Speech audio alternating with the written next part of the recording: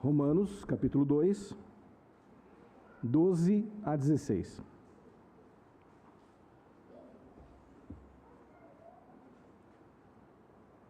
Eu vou ler, eu peço que os irmãos acompanhem. Assim, pois, todos os que pecaram sem lei, também sem lei perecerão. E todos os que com lei pecaram, mediante lei serão julgados.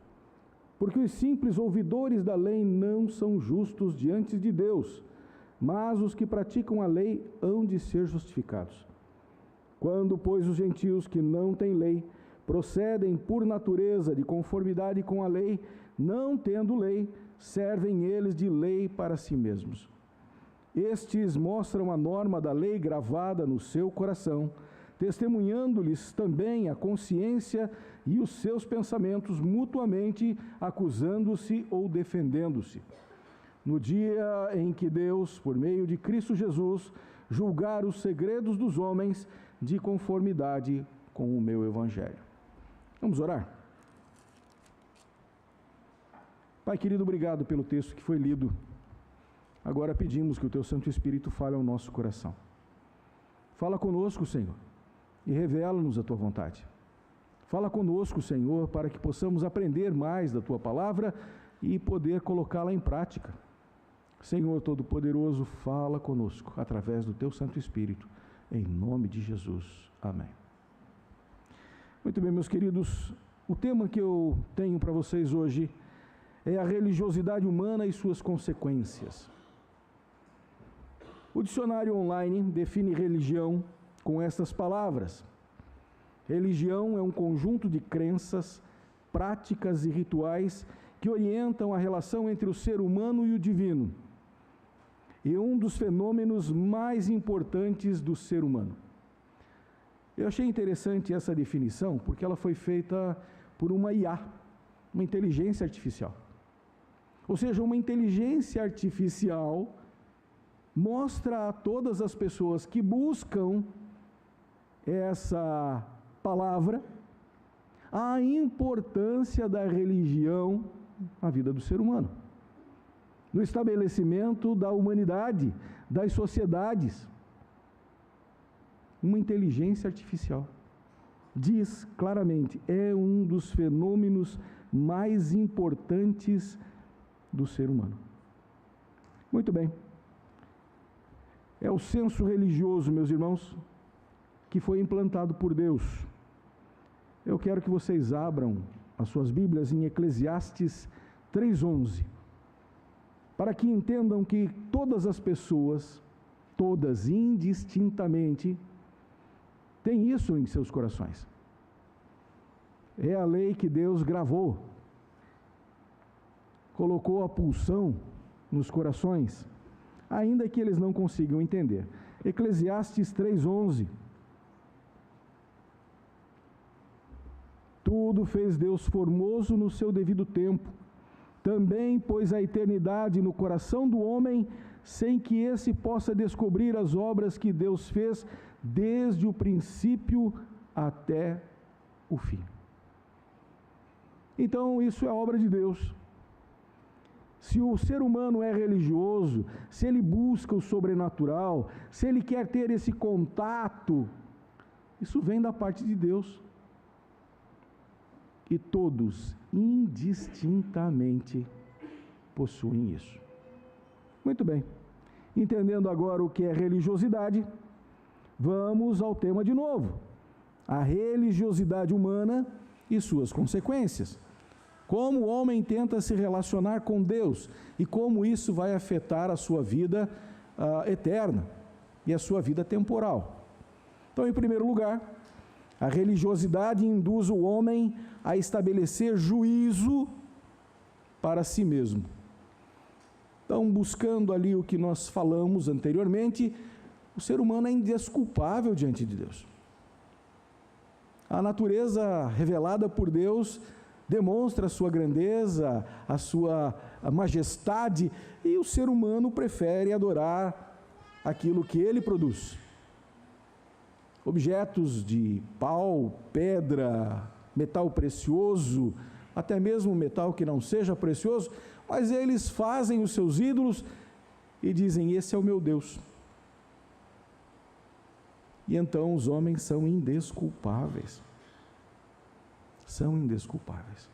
Isso está, antropologicamente falando, encravado no coração de todas as nações, de cada ser humano. E então, à medida em que o homem não dá glória a Deus, não busca o Senhor como seu único e suficiente Salvador, obviamente ele está juntando juízo para si mesmo. É como diz as leis do nosso país: ninguém é obrigado a produzir provas contra si mesmo, mas nesse caso fica. É como se o ser humano estivesse produzindo provas contra si mesmo, para o dia do juízo. Independente das escrituras que os homens considerem sagradas, o temor a esses deuses, de forma consciente ou inconsciente, norteiam as regras que foram estabelecidas. Se a sociedade tem algumas regras morais, elas são baseadas em questões espirituais. Nós olhamos algumas nações mais recentes e entendemos que muitas delas se basearam no sagrado para fazer as suas leis. Um exemplo clássico disso é os Estados Unidos, né? Fizeram isso em cima da palavra de Deus, dos 10 mandamentos. Estabeleceram o que era moralmente aceitável, desejável para a sociedade de uma forma geral. É assim que funciona. Essas são as regras que são postas, e cada vez que essas regras são quebradas, as pessoas sofrem juízo, são punidas. Olhando para a palavra de Deus e lembrando que todos são indesculpáveis, o apóstolo Paulo vai tratando disso, quando ele diz, no verso de número 12: assim, pois, todos os que pecaram sem lei, também sem lei perecerão, e todos os que com lei pecaram mediante a lei serão julgados. Ele está dizendo: não há gentil e não há judeu que escape do juízo de Deus, porque todos têm essa possibilidade de conhecer ao Senhor, pelo menos de forma natural. Muito bem, essas pessoas erram, pecam, são indesculpáveis, porque elas literalmente erram o alvo proposto por Deus. Esse é o primeiro ponto. Como Deus faz isso? Apesar de estar impresso no coração e as pessoas errarem, isso serve de juízo. Aplicação prática: todo ser humano produz provas contra si mesmo diante de Deus. O Senhor vê as atitudes, ouve as palavras, conhece os pensamentos de cada pessoa, os meus e os seus. Nós que temos a lei também estamos debaixo dela, no sentido de que nós seremos julgados por ela. Nós que conhecemos a palavra seremos julgados por ela, sim. Muitas vezes as pessoas acham que por serem crentes vão escapar do grande julgamento do trono branco. Não leram direito o Apocalipse. Todos vão comparecer diante de Deus, todos serão julgados. Todas as obras serão julgadas. Todos. Dizem: não, mas eu estou debaixo da graça. Como é que agora, debaixo da graça, eu serei julgado pelos meus atos, por aquilo que eu fiz ou deixei de fazer? Porque Deus não é injusto. Aquilo que Ele colocou no nosso coração, no coração de cada pessoa, Ele vai usar e vai julgar a cada um de nós. Nós sabemos, falamos já sobre isso no culto passado, quando fala do julgamento do trono branco, que existem 2 livros. Um é o livro da vida, o livro onde o nome deve estar inscrito para a salvação. Mas o outro é o livro das obras, onde todos serão julgados, eu e você. Então, se você acha que não fazer nada pelo reino de Deus, não fazer nada para que as coisas aconteçam de forma como devem acontecer diante dos olhos de Deus, você está equivocado. Você será julgado por isso. Nós fomos criados para as boas obras. Nós fomos criados para fazer o bem. Existe o pecado, é verdade, erramos. Paulo mesmo diz: miserável homem sou, o bem que quero fazer não faço, mas o mal que eu não queria acabo fazendo. Mas isso não o isenta e nem a nós desse juízo. Nós precisamos ter uma visão correta de Deus. A nossa religiosidade, esse relacionamento que nós temos com Deus, deve ser sim um relacionamento pautado nessa questão de justiça. Graça é para salvação. Mas aquilo que nós merecemos e aquilo que Deus vai nos dar é uma questão de justiça. E acreditem, todos vão ter galardões, bons e maus. É só ler Apocalipse. Todos vão ter esse julgamento. Todos vão passar por isso. Muito bem. Ponto 2. A religiosidade hipócrita dos que ouvem e não praticam. Então aqui o apóstolo Paulo já direciona a sua palavra a algumas pessoas que se contentavam apenas em ouvir a palavra de Deus. Diziam: não, é muito bom ouvir, sermão é uma coisa maravilhosa de ouvir. Como é gostoso ouvir Deus falando através das palavras de outras pessoas. Mas se não tem prática, isso é hipocrisia. O apóstolo Paulo fala isso no verso de número 13, ainda que não tenha a palavra hipocrisia.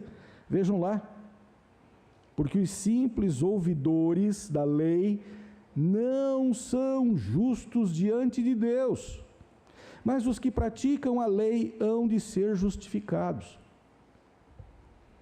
Então, se você acha que simplesmente por ouvir a palavra de Deus, no rádio, na internet, aonde quer que seja, dentro da igreja, se você se contenta apenas em ouvir a palavra de Deus e não praticá-la, você está errando.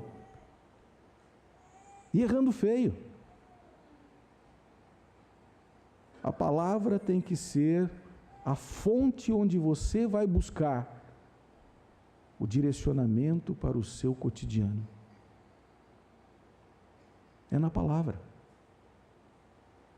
É ouvindo a palavra. É ouvindo a voz do Espírito Santo. Muito bem. Paulo vai dizer que adquirir esse conhecimento por ouvir ou esforçar-se por aprendê-lo não confere nenhum direito ao seu possuidor de ser justificado aos olhos de Deus. Lembram aquele texto onde Jesus vai criticando algumas pessoas sobre isso? Ele vai dizendo: olha, não adianta dizer Senhor, Senhor, porque nem todo aquele que diz Senhor, Senhor, me chama Senhor, Senhor, vai entrar no reino de Deus. E eles vão dizer: Senhor, mas espera um pouquinho, nós comíamos na tua presença, participávamos da Santa Ceia, nós pregávamos nas praças. E o Senhor vai dizer o que mesmo? Quem lembra do texto? Apartai-vos de mim, vós que praticais a iniquidade, a injustiça. Ou seja, não pratica a palavra, pratica o contrário da palavra. Como andam as suas atitudes diante de Deus? O apóstolo Paulo vai dizendo que é importante praticar, é importante viver a palavra, segundo os princípios estabelecidos por Deus. E aí entra um problema sério, porque ele diz que isso garante a justificação, ou pelo menos deixa transparecer isso. Olhem lá: mas os que praticam a lei hão de ser justificados. De Caio, tornado justo, declarado justo. Parece que essa asseveração do apóstolo Paulo vai contra a doutrina da justificação. Porque a doutrina da justificação, ela ensina que não é por obras que o homem é justificado diante de Deus. Teria Paulo se equivocado em sua argumentação? Ou a doutrina que cremos como verdadeira está errada ou mal formulada? Nós temos que lembrar sempre daquilo que a Trindade faz. O Pai elege, o Filho salva, o Espírito santifica. Não há como uma pessoa agir de forma santa, justa e boa, sem que primeiro tenha sido alcançada pela graça divina. As obras são o resultado direto de uma vida transformada. É o que Tiago vai falando de fé e obras. É o que o autor de Hebreus vai falando a respeito de Abraão. Nós já vamos ver isso. As obras por si mesmos não salvam, mas elas evidenciam os escolhidos de Deus. Porque é inconcebível que alguém que foi escolhido por Deus para a salvação ser apenas um ouvinte da palavra. É inconcebível que um salvo, um eleito de Deus, seja mero ouvinte da palavra e não praticante. Aplicação prática. Quando Tiago discorre sobre a prática da palavra de Deus, está plenamente alinhado com o propósito de Paulo. Abram lá, Tiago, capítulo 2, verso 21 a 24.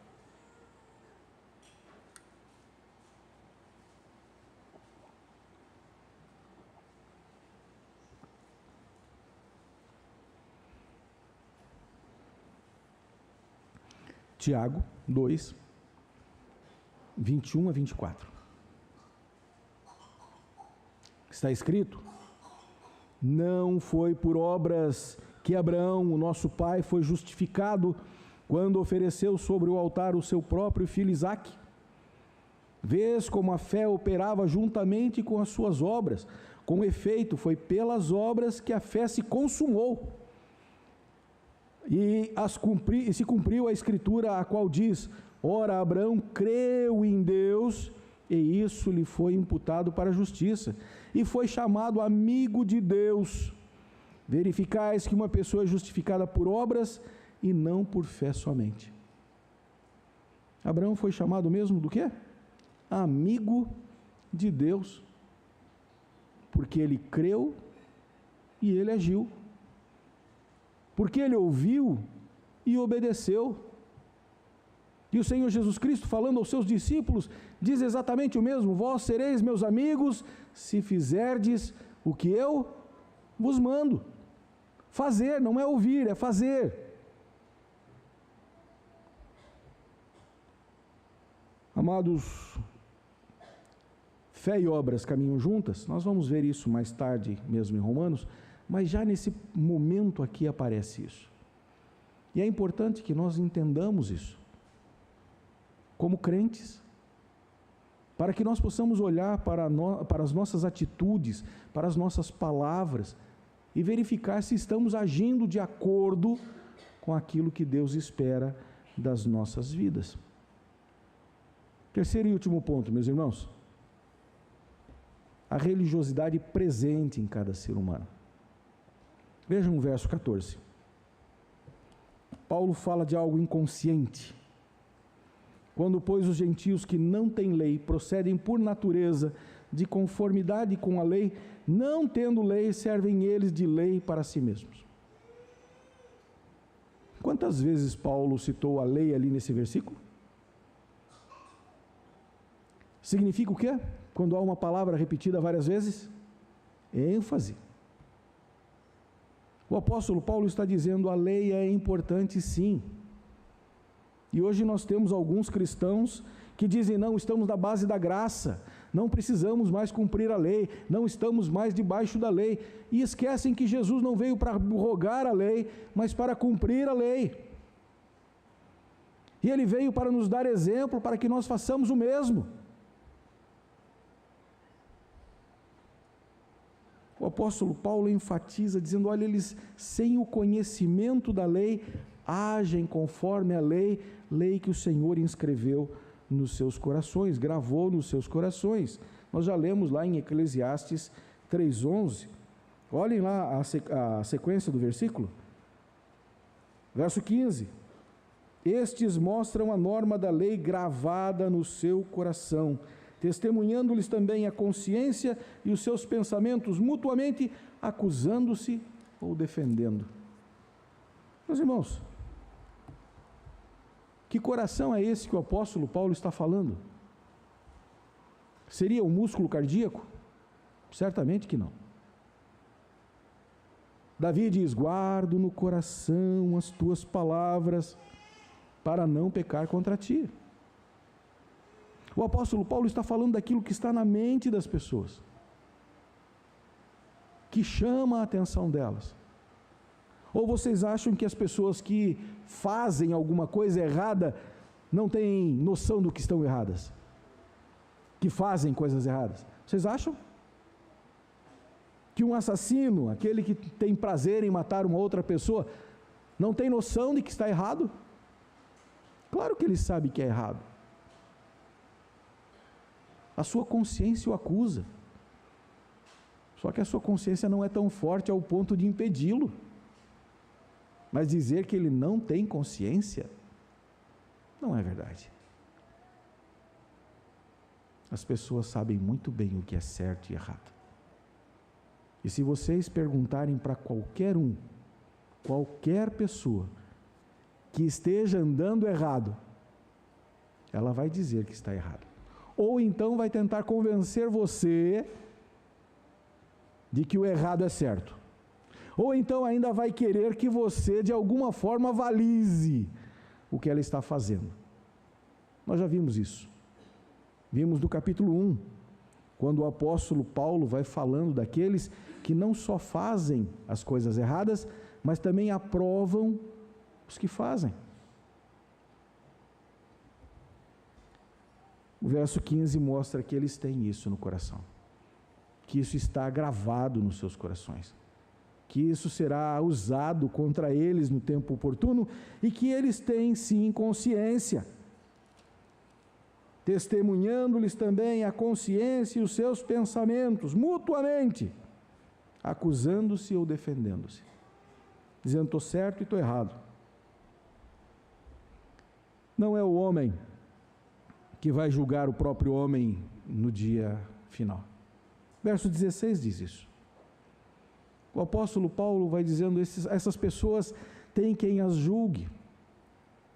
Assim como nós seremos julgados, elas também serão, e serão julgadas pela mesma pessoa, pelo mesmo Senhor. No dia em que Deus, por meio de Cristo Jesus, julgar os segredos dos homens de conformidade com o meu Evangelho.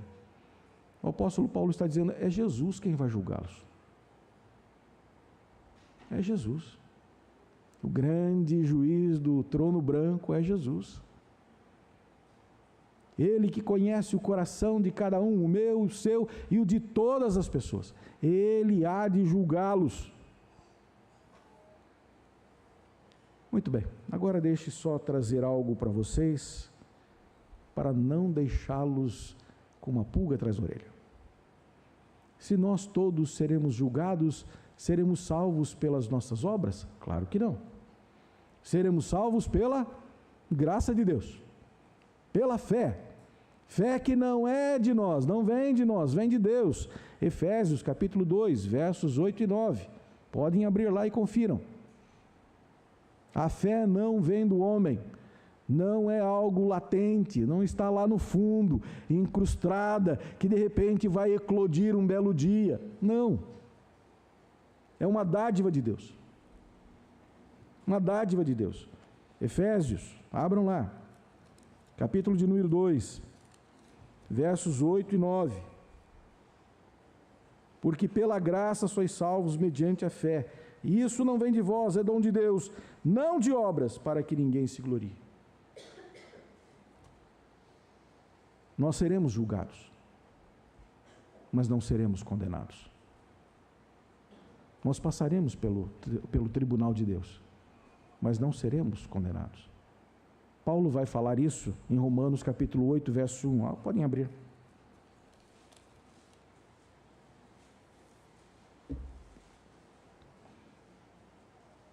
Isso é para trazer alívio para o seu coração. Agora, pois, já nenhuma condenação há para os que estão em Cristo Jesus. Passaremos pelo trono branco porque teremos os nossos galardões.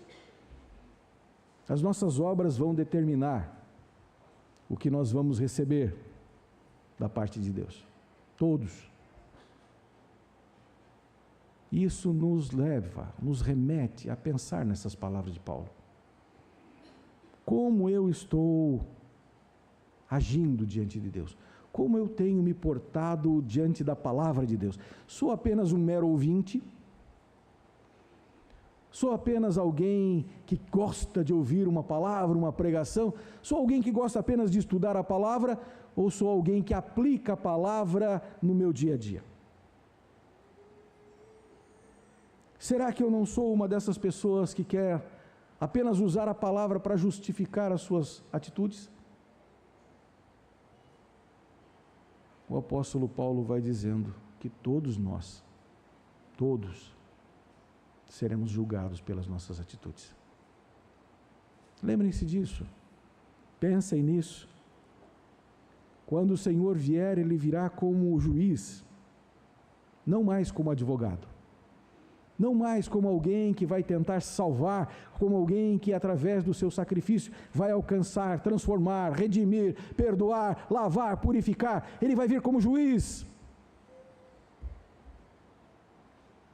E você não vai poder dizer, puxa, eu não sabia.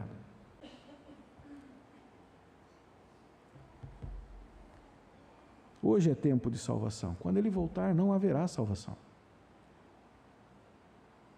As pessoas não vão poder olhar para o céu e ver o Senhor voltando em resplendor e glória, dizer, agora eu me converto, agora eu me converto. Não vai ter tempo, não vai ter oportunidade, porque Ele não virá mais como um Salvador, Ele virá como justo juiz. O apóstolo Paulo está falando sobre isso, dizendo para eles, olha, a lei de Deus, aquela lei que foi estabelecida, incrustada nos corações, vai ser o guia, o crivo, para julgar todas as pessoas. Nós que somos ouvintes da palavra, que temos conhecimento da palavra, ela também será usada para o nosso julgamento. E sabedores disso, o que nós estamos fazendo? Como nós estamos vivendo nesse mundo? A lei de Deus gravada no coração dos homens os torna réus de juízo. A religiosidade que os impulsa para o sobrenatural é pervertida de alguma forma, onde eles preferem adorar as criaturas ao invés do Criador. Isso está no capítulo 1, verso 23. Faz também com que confiem nas suas obras ao invés da obra de Cristo. Ser religioso não é suficiente para a salvação. Fazer boas obras não é suficiente para a salvação. Ser ouvinte e não praticar a palavra de Deus não é suficiente para a salvação. A salvação só Cristo pode dar. Só Ele pode conceder. Ninguém mais. Nós precisamos olhar para a palavra de Deus, entender a palavra de Deus, amar a palavra de Deus e obedecer a palavra de Deus. E cuidar do nosso viver, para que ele seja de acordo com a palavra de Deus. Queremos sim fazer aquilo que agrada a Deus? Vamos ouvir, vamos obedecer, vamos fazer aquilo que o Senhor nos manda. Que o Senhor tenha misericórdia de nós e que a nossa vida possa condizer com a fé que dizemos professar em Cristo Jesus. Que o Senhor tenha misericórdia de nós.